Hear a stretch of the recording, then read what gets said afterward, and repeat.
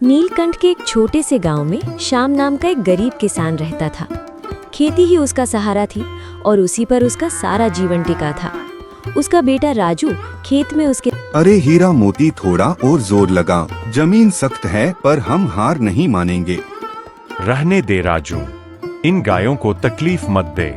जब आसमान ने ही मुंह मोड़ लिया तो यह जमीन क्या देगी। पिताजी आप छाब में जाकर बैठिए, मैं देख लूंगा।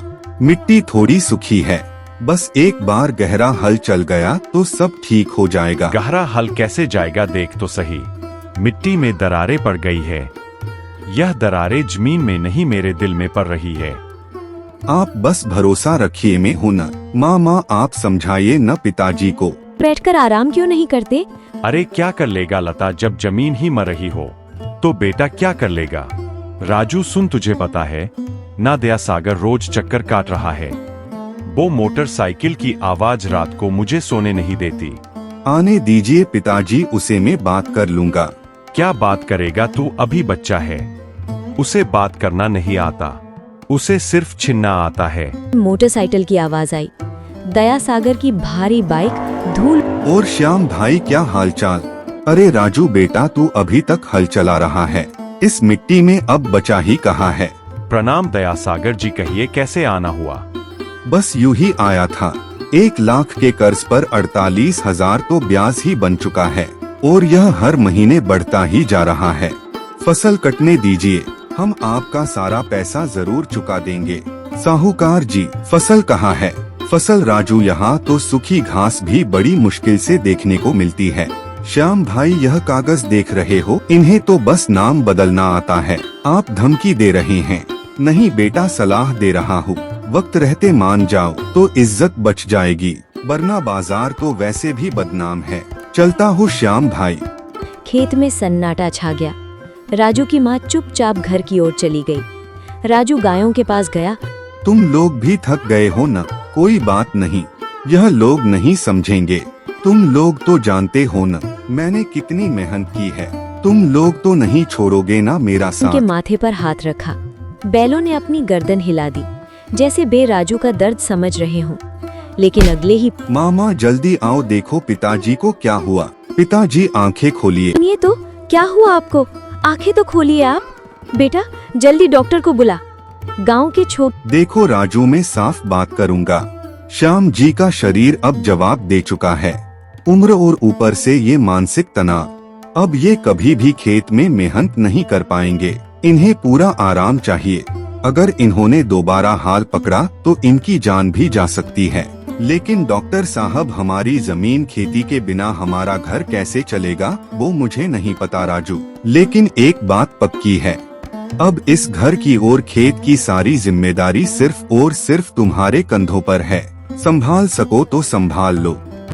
बाजार के बीचों बीच धूल उड़ रही थी। चारों तरफ शोर था, लेकिन राजू के अरे राजू रुक जरा, इतनी जल्दी कहाँ जा रहा है।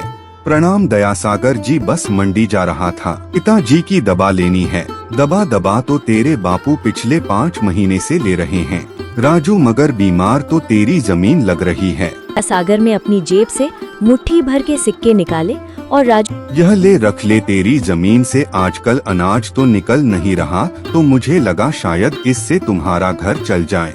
दया सागर जी, बाजार में यह सब करने की क्या जरूरत है, मैं कल आकर बात करूंगा। कल कौन सा कल राजू, आज से 2 महीने बाद उस जमीन पर तेरा नहीं मेरा यानी दया सागर का नाम होगा। मैं आपके पैसे लौटा दूंगा, पर आप पैसा तो तू देगा ही, लेकिन पहले अपनी औकात तो देख ले। जा दबा ले जा अपने बाप के लिए, कहीं ऐसा न हो जमीन के साथ साथ चिराग भी बुझ जाए। लोगों की हंसी उसके पीछे उसे काट रही थी।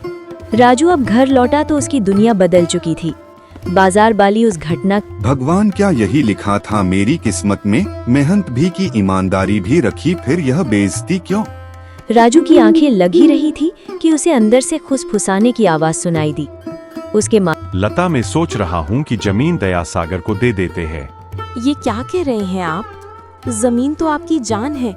जान तो राजू है, उस बच्चे की हालत देखी है तुमने, बाजार में लोग उसे ताने मारते हैं, मेरी वजह से उसे ताने सुनने पड़ रहे हैं। मैं अब और नहीं झेल सकता हूँ।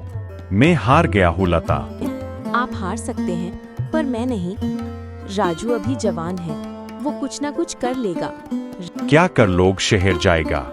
वहाँ कौन है उसका? लता हकीकत को पहचानो। हम भूखे मर जाएंगे, उससे अच्छा है कि वह जमीन बेचकर जो थोड़ा बहुत मिले उससे राजू की कहीं नौकरी लगवा देंगे। राजू को ये सुनकर जो दर्द हुआ वो भूख से भी ज्यादा था। तभी राजू की माँ आई। राजू सुन तो बेटा। माँ, अब तक आप सोई नहीं। बेटा ये ले, यह क्या है माँ? ये मेरे आखिरी जेवर हैं जो तेरे नाना ने मुझे दिए थे। इसे बेचकर बाई नहीं माँ, यह मैं कभी नहीं करूँगा। यह आपकी आखिरी निशानी है। ही जाएंगे। निशानी इंसान की होती है बेटा, सोने की नहीं। ये रख, मैं तुझे कोई सलाह नहीं दूंगी, ना ही कोई उम्मीद का भाषण दूंगी। बस इतना कहूंगी। माँ ने वादा करता हूँ मैं यह जमीन दयासागर के हाथ में कभी नहीं जाने दूंगा। दिन राजू ने शहर की बस पकड़ ली। उसे लगा था कि शहर उसे बाहें फैलाकर अपनाएगा, लेकिन शहर को किसी के आंसुओं की परवाह नहीं। साहब, मुझे काम चाहिए, जो भी हो, मजदूरी हो या सफाई का, मैं सब कर दूंगा। हाथ दिखा अपने, कोमल है, गांव का लड़का लगता है। देख यहाँ पसीना नहीं खून जलाना पड़ता है। काम मिलेगा पर पैसे कम मिलेंगे। मंजूर है साहब। राजू दिन में मकान बनाने की मजदूरी करता और रात में डिलीवरी का काम करता। कई रातें उसने बंद दुकानों के बाहर फुटपाथ पर गुजारी। पेट भर खाना भी नसीब नहीं होता था ताकि वो गांव पैसे भेज सके। 2 महीने की कड़ी मेहनत के बाद उसके पास सिर्फ 31,000 जमा हो पाए। 30,000 यह काफी नहीं है, लेकिन दयासागर का मुंह बंद करने की शुरुआत तो कर ही सकते हैं। कल घर जाऊंगा, माँ कितनी खुश होगी। उस रात राजू एक गहरी नींद सोया। लेकिन शहर की रातें जितनी काली होती हैं, उतनी ही बेरहम भी। मेरा बैग, मेरी कमाई कहाँ गई? अरे ओ भाई, किसी ने मेरा बैग देखा क्या? अरे ओ लड़के, यहाँ रोज हजारों आते हैं और हजारों का सामान चोरी होता है। शोर मत मचा, आगे बढ़, यहाँ पुलिस भी नहीं सुनती। साहब, मेरी 2 महीने की मेहनत थी, मेरे पिता की दबा, मेरी जमीन सब उसमें थी। अब कोई मदद करो। कोई मदद के लिए नहीं आया। शहर की भीड़ उसके पास से ऐसे गुजर रही थी जैसे वह कोई पत्थर हो। अब राजू के पास न पैसे है न हिम्मत। वह खाली हाथ गांव लौट। माँ, मैं हार गया, सब कुछ चोरी हो गया। तू जिंदा लौट आया बेटा, मेरे लिए वही बहुत है। लेकिन दयासागर को इस बात से कोई फर्क नहीं पड़ता था। समय खत्म हो चुका था। वह फिर से राजू के घर के बाहर खड़ा था। इस बार उसके साथ कुछ गुंडे और हाथ में कानूनी कागज थे। श्याम भाई, वक्त खत्म। देखो राजू, मैं बुरा आदमी नहीं हूँ। कागजों के हिसाब से ये जमीन अब मेरी हुई, लेकिन चलो मैं तुम्हें फसल काटने तक का वक्त देता हूँ। तब तक तुम इसी जमीन पर खेती करो, मुझे कोई दिक्कत नहीं है। आप हमें अपनी ही जमीन पर मजदूर बना रहे हैं। अपनी तब होती है राजू जब उसकी कीमत चुकाई जाए। क्यों श्याम भाई, जुबान क्यों बंद है? जो आपको ठीक लगे साहब। राजू पूरी तरह टूट गया। उसने खुद को कमरे में बंद कर लिया। खेत सूखे थे और पिता दरवाजे पर चुपचाप बैठे रहते। तभी एक शाम राजू का बचपन का दोस्त केतन उससे मिलने आया। राजू का तक ऐसे अंधेरे में बैठा रहेगा क्या? क्या करूं केतन, किस्मत ही खराब है। शहर गया तो वहाँ लुट गया, यहाँ आया तो अपनी ही जमीन पर मजदूर बन गया। सुन राजू, मैं तुझे पेश नहीं दूंगा, क्योंकि पैसे से सिर्फ तू कर्ज चुका पाएगा, अपनी इज्जत वापस नहीं ला पाएगा। बस एक बात याद रखना, नौकरी तुझे महीने का खर्चा दे सकती है, लेकिन पैसे की समझ ये तय करती है कि तू किसके सामने झुकेगा और कौन तेरे सामने। इसका क्या मतलब है? मतलब तू खुद ढूंढ, तुझे मैं लगता है इस सूखी मिट्टी में सिर्फ अनाज लग सकता है। दिमाग लगा, राजू वक्र बदल रहा है। केतन इतना कहकर चला गया। राजू रात भर सो नहीं पाया। पैसे की समझ, यह बात उसके दिमाग में हथौड़े की तरह बज रही थी। अगले दिन वह अपने सूखे खेत की मेड़ पर बैठा था। तभी वहाँ एक बूढ़ा चरवाहा अपनी बकरियों के साथ वहाँ रुका। बेटा क्यों इस सूखी मिट्टी को घूर रहा है? बाबा, यह जमीन मर चुकी है, अब यहाँ कुछ नहीं उगेगा। जमीन कभी नहीं मारती बेटा, बस उसे समझने वाले मर जाते हैं। देख, खेत के किनारे ये छोटे छोटे कटीले पौधे दिख रहे हैं। हाँ, यह तो जंगली घास है। यह जंगली घास नहीं है, यह शतावरी है। पुराने जमाने में जब यहाँ नहरें नहीं थी, लोग ऐसी ही जड़ी बूटियां उगाते थे। इन्हें पानी कम चाहिए पर देखभाल अधिक। शहर के बड़े बड़े व्यापारी इनकी मुंहमांगी कीमत देते हैं, पर लोगों ने आसान खेती के चक्कर में इसे छोड़ दिया। जमीन ने उन्हें नहीं छोड़ा, उन्होंने जमीन को छोड़ दिया। राजू की आंखों में एक चमक आई। उसने उस छोटे से पौधे को उखाड़ा और उसे ध्यान से देखने लगा। बाबा, क्या यह सच में बिकती है?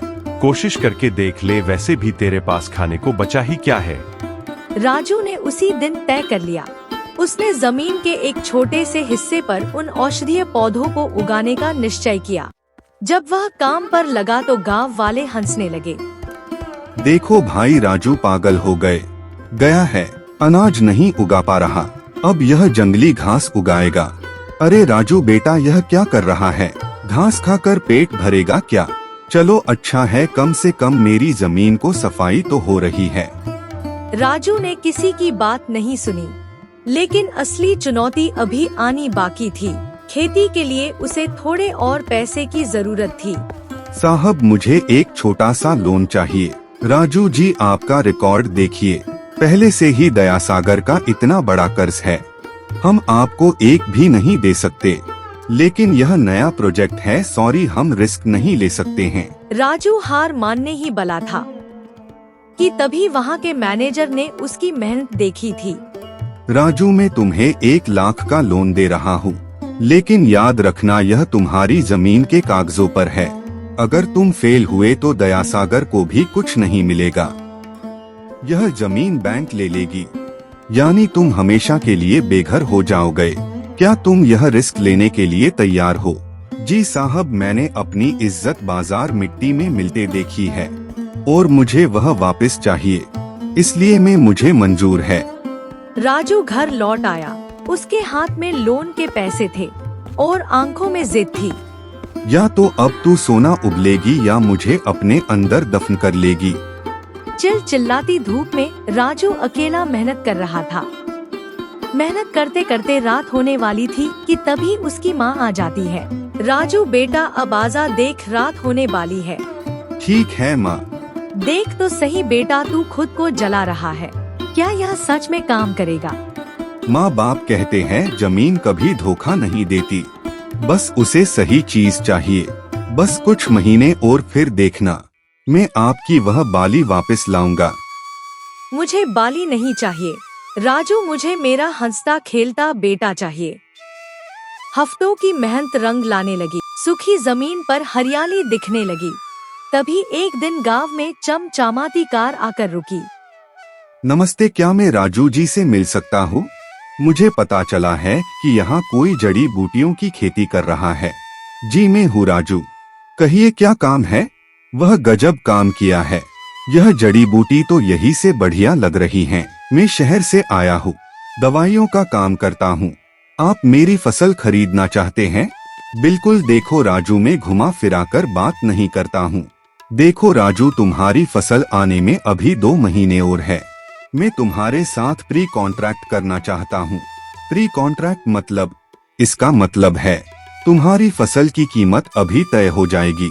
देखो राजू, मैं तुम्हें 5 लाख रुपए दूंगा, जिसमें मैं 50,000 अभी और बाकी फसल आने के बाद। ठीक है साहब, यह तो बहुत बड़ी रकम है, क्या आप सही में इतने पैसे दोगे? हाँ राजू, ये लो 50,000 का चेक। बहुत बहुत धन्यवाद साहब, आपने मेरी डूबती नैया पार लगा दी। फिर राजू के चेहरे पर चमक आई। पूरे घर में खुशी का माहौल था। माँ देखो, साहब ने एडवांस पैसे दे दिए। पिताजी की आंखों में पहली बार खुशी के आंसू दिखे। फिर थोड़ी देर बाद दयासागर की बाइक की आवाज आती है। वह लोग वापस खेत पर जाते हैं और दयासागर को उसके पैसे लौटा देते हैं।